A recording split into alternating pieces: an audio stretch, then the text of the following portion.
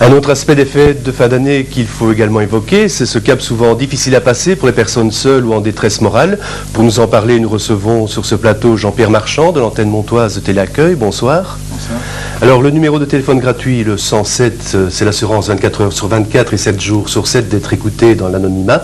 Est-ce que les soirs de fête, effectivement, vous recevez plus d'appels?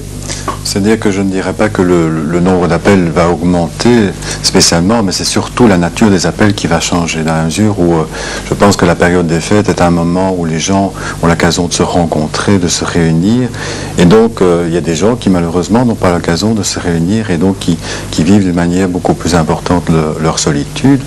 Par ailleurs aussi, parmi les gens qui se réunissent, il y a ceux qui vont peut-être vivre au sein de leur famille différents conflits et qui vont créer de la souffrance pour eux et peut-être qu'ils auront envie alors d'appeler Téléaccueil pour en dire quelque chose.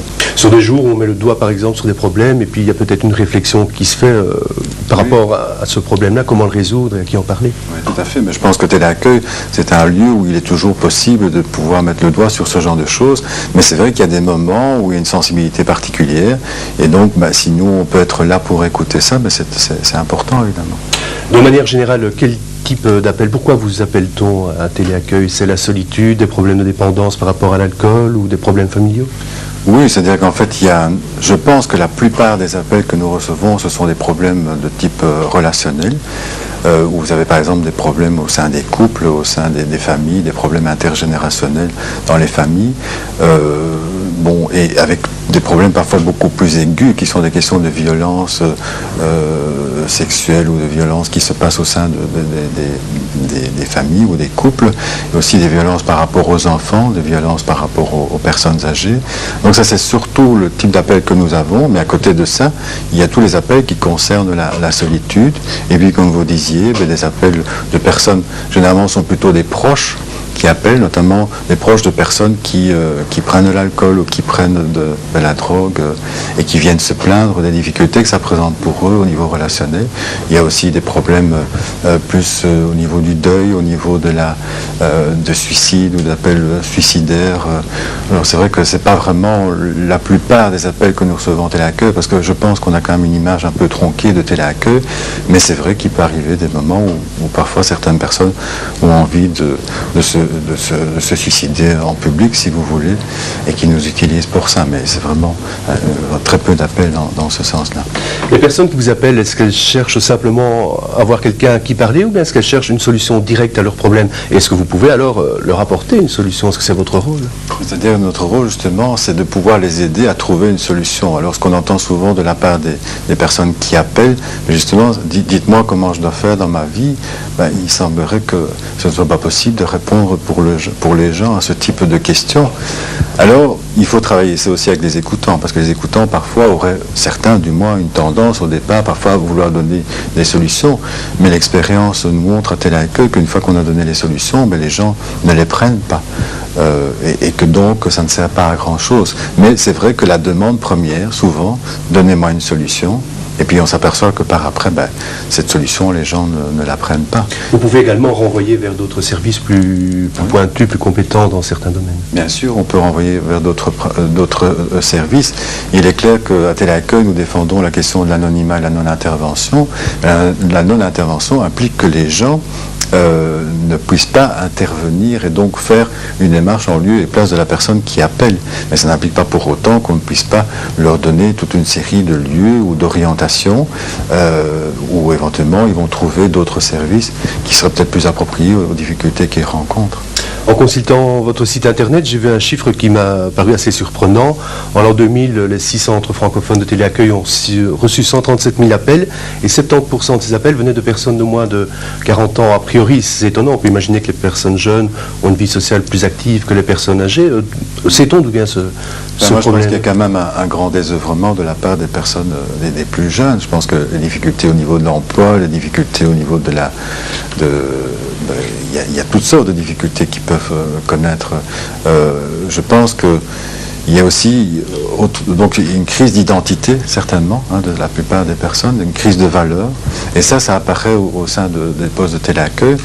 Il y a aussi un autre aspect probablement qui peut apparaître dans ces statistiques, c'est qu'avec l'ouverture du marché au niveau des GSM, c'est clair qu'il y a beaucoup de gens qui commencent à nous appeler et on n'échappe pas, comme d'autres postes de téléaccueil, ou d'autres postes de téléaccueil, mais aussi d'autres services, éventuellement au harcèlement et aux blagues, qui sont une autre manière peut-être... Symptomatique aussi peut-être. C'est peut-être symptomatique d'un malaise, c'est peut-être difficulté pour certaines personnes de pouvoir exprimer une demande autrement qu'en étant violent. Alors la qualité de l'écoute est évidemment primordiale dans vos téléaccueils. Comment s'organise le recrutement des écoutants qui sont tous des bénévoles? À quel profil doivent-ils correspondre? Ouais, c'est-à-dire qu'en fait, à partir du moment où les personnes sont censées devoir écouter des problèmes extrêmement difficiles et parfois, comme je vous ai dit tantôt, un peu extrêmes, comme le suicide, mais eh bien, il est clair qu'il faut pouvoir trouver des personnes qui aient suffisamment de distance pour pouvoir écouter ça et ne pas se laisser trop prendre parce qu'elles entendent. Et je pense qu'un des critères que moi j'utilise souvent lorsque je suis amené à recevoir quelqu'un pour la première fois, lorsqu'elle se présente donc pour être écoutante, avant de rentrer dans un processus de formation, un des critères, c'est la capacité de la personne à s'interroger sur elle-même. Je sais que vous recherchez régulièrement des bénévoles. On va d'ailleurs donner 2 numéros de téléphone auxquels les personnes qui éventuellement veulent s'investir dans le téléaccueil peuvent vous contacter. Oui. Et alors ces personnes, si elles prennent contact avec vous, comment cela se passe? On juge d'abord leur qualité, je vais dire primaire, par une entrevue, ou il y a un test que c'est? Donc moi je suis responsable, et donc en tant que responsable, donc je vais voir chaque personne environ 1 heure, d'un entretien dans lequel je vais essayer de préciser à la personne ce qu'on attend d'elle, et par ailleurs aussi moi un peu voir si cette personne peut correspondre au profil que nous demandons. Et suite à ça, et alors, il y aura tout un processus de formation qui va s'installer et qui chaque fois sera ponctué d'évaluation. Et donc, on ne prend pas n'importe qui à téléaccueil. Je pense qu'il y a des gens qui ont des qualités parfois qui sont fort humaines, mais par ailleurs, ils ne correspondent pas au profil qui est demandé.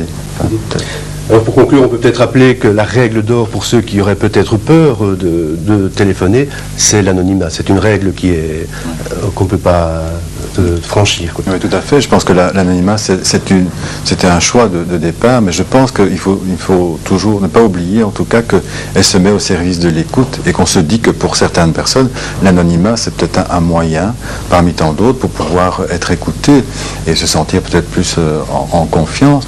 Mais je pense qu'il y a plein d'autres possibilités d'être écouté. Je pense qu'au sein des familles, c'est aussi possible d'être écouté. Peut-être commencer aussi dans son entourage immédiat. Oui, tout à fait. Et d'utiliser cette période de Noël éventuellement pour pouvoir commencer à se reparler parfois, parce que j'entends bien souvent, c'est mon métier en tant que psychologue, d'entendre des gens qui se sont repliés sur eux-mêmes et qui ne disent plus rien ou qui n'osent plus rien dire. Ben, je pense que ça pose question et que c'est important de pouvoir continuer dans ce sens-là et de croire dans le fait qu'on puisse être écouté. D'accord. Dernière question, elle est tout à fait accessoire, mais de circonstances aussi. Le Père Noël est une ordure. Est-ce qu'on apprécie un téléaccueil? Ben oui, certainement. Enfin, j'en parlais encore dernièrement aux écoutants, mais je pense que quand on fait un métier comme le nôtre, il faut quand même pouvoir avoir un minimum de dérision. Ben, je pense que moi, ça me fait rire particulièrement, parce que ça met en évidence des choses que parfois on peut avoir en soi et qu'on cache. Hein, c'est cela, oui. Donc Jean-Pierre Marchand, merci. J'espère que les soirées de vos écoutants, numéro de téléphone le 107, sera calme.